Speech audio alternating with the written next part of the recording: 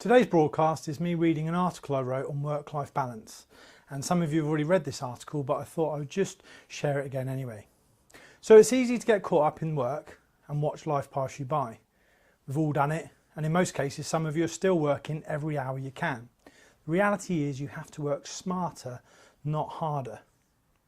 When I first started, like most, I worked every hour I could, 7 days a week, for the first 2 years that I set up my business. I then worked as many hours as I could, and then every other weekend. I was a part-time firefighter, animation director, compositor, and a company owner. I did the sales, the marketing, and much more, having many different hats. The company was initially set up in 2001, where I freelanced for many studios, whilst employing additional artists to help the overspill of work.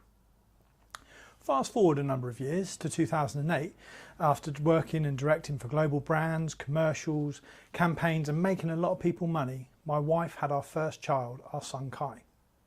It was not until my son was 4 years old that I changed everything. You see, time is limited and no one put on their tombstone, "I wish I worked an extra hour." I would come home to see Kai excited to see me, even though I was tired. All he wanted to do was throw or kick a ball or for me to read him a story. I did not change everything and invest my time in my children, in myself and my wife. Sorry, if I didn't change everything and invest my time in my children and my family, who would invest in me? If time was a currency, how would you invest it? If I gave you an extra week, hour, day, what would you do? I would come home either when everyone was asleep or not at all, or exhausted. I made good money, but what is money anyway? Just paper or digits from a bank. It's not life memory hooks, though it can help create all of these. It's not everything. My wife knew me before I had any money and when I had made some money. She didn't love me any more or any less. My son didn't even know what money was. He just grinned, smiled, laughed and wanted my time. He's now 10 and wants to be a millionaire, no, trillionaire. You see, time is the most valuable currency you could ever own. Money is just paper. I've invested it in my business and I now plan to invest even more. Let's jump back to July 2010 and our beautiful daughter Ava was born. But things are now very different. You see, I sold 40% of my company to my business partner Richard Hardy, and I absorbed his company into RJDM, a team of specialist app and web programmers and developers, which was the start of the RJDM ecosystem, joining our already successful animation and film teams. I decided in 2008 I was going to learn what it meant to be a managing director. You see, I was an artist who had always wanted to be in business since the age of 10, but did not really know what it meant to truly manage a successful business with departments and department heads. I questioned everything, surrounded myself with like-minded people, had a number of business coaches until I settled on one, Emerson, who would ask me questions that I could not answer straight away. For example, how many customers do you have? What is your average project value? What is your operational margins? What is your entry to exit customer experience? What is your referral strategy? I then hungered for more knowledge, so found new mentors while still working with old ones. New questions like what are your passive income streams and magic matrix models, all of which I work on today with my team.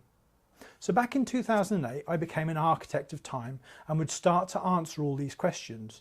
Straight away, whenever asked, and if I did not know the answer, I would start to architect a solution or build a team to help achieve this. I spent more money on training and myself, now my team, to bring everything up to a level that I'm happy with. I can now coach my coaches and businesses, and I've created time, but this is a different story. There is no right or wrong, just different. And we now show you this through framework agreements and Premier solutions. And an example of some of these solutions can be seen on Success Leaves Clues on our social media channels. I no longer do 10 or £100 jobs. I have a team that are awesome that help me with this. And they're my gatekeepers. So if you have my Facebook or my LinkedIn, you have direct access to me. I set up a systemized digital solution throughout the business with my teams for quotes, proposals, reporting, invoicing, project management, time management, CRM systems, full entry to exit experiences. I listen to as many audiobooks as I can for personal development, time management, leadership development, and much more. You see, anyone who knows me will tell you I never do anything by half. I feel I have an addictive personality, so it's all or nothing. I have little patience, so do not rest until something is complete. But it does not mean I have to do everything to make something complete. The key to success is to surround yourself with people better than you or who complement you, a team of high performers.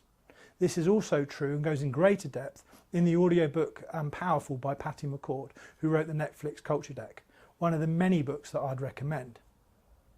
RJDM has developed a business house point system that we use in the studio, and we'll be licensing this system later this year. The idea came from a mastermind group that I was part of, and Morgan and Rosie from Bonachia introduced this to me, that we then digitised as a system. We took this concept and created a digital solution that we now implement successfully throughout the studio, and it's a great way of encouraging communication and positive mental attitude in the workplace, especially if you have over 15 employees within your business. Anyway, we built it for ourselves, and for us we're happy with that, and it's successful, but I'll share that with you later. But let's get back to the importance of a good work-life balance. The previous statements are important because a strong culture and a happy team make for a less stressful environment. Without a strong culture, cynicism and mistruths can breed. Your teams can also get disengaged, which can be problematic if you're wanting to strike a work-life balance. But I'll write a separate article on company culture and the importance of that another time. Because of everything I've learned and implemented, I've created time, and what does that mean? Well, I do not have to miss sports days, school shows, parents' evenings. I create time to create life memory hooks, allowing fewer, if no regrets. A world apart from where I was 10 years ago, and it's so important. The reason to create as many life memory hooks as I can was amplified by the fact in December, when I was diagnosed with cancer, and in February I had post-op had chemo. My only regret was not having more holidays and more memory hooks. In short, regret nothing and live every day as your last. If I got cancer 10 years ago, it would have been really difficult to deal with. But as a result of getting it when I did, the battle was easier, my mental state was stronger, and cancer was kicked to the curb. Remember, no one put on their tombstone, "I wish I worked an extra hour."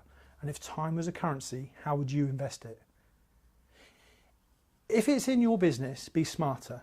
Invest in the right people, and in return they'll invest in you. But learn from your mistakes. Life is for living and spending time with the ones you love. If you get the right work-life balance, you can have it all.